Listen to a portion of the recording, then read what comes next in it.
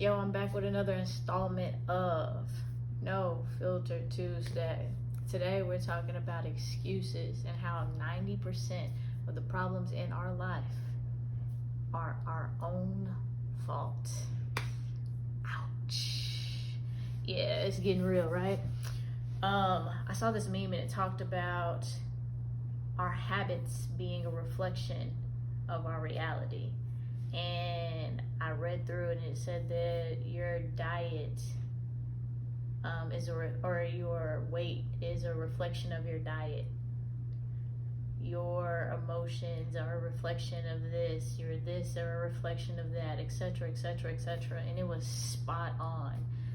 I had a conversation with my brother a few years back, and we were talking about some things that we had in common, that we shared in common, and some of the solutions that were available to those common problems.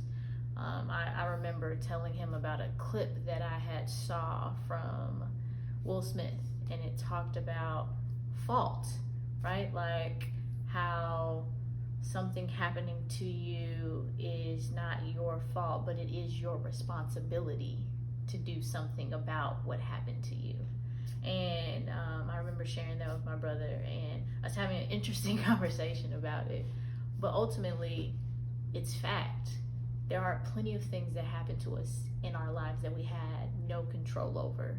However, even though those things have transpired, it is fully our responsibility to pick up the pieces of that situation and do something with those pieces that is conducive for us to live a healthy life. There are people who have been through traumatic situations. Was it their fault that they went through those traumatic situations? No, not at all.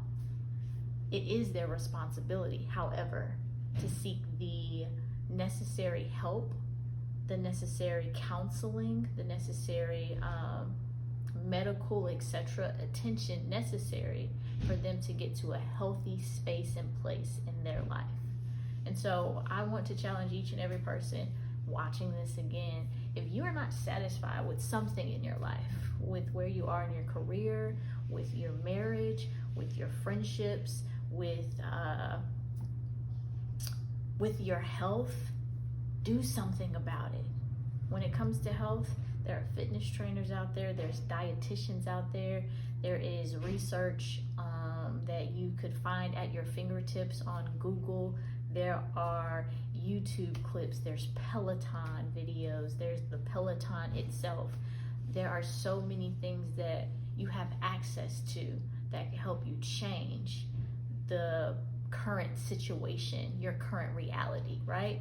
When it comes to childhood trauma, there are therapists and psychologists that have been trained and are equipped to help you get to a healthier space and place in life. When it comes to your marriage, there are counselors that are available specifically to help you in your marriage and in your union fight for that, to bring it to a restorative place, to help you identify triggers, to help you identify healthy tactics and tools to move forward so that you don't fall into the same patterns and traps of the past and of old.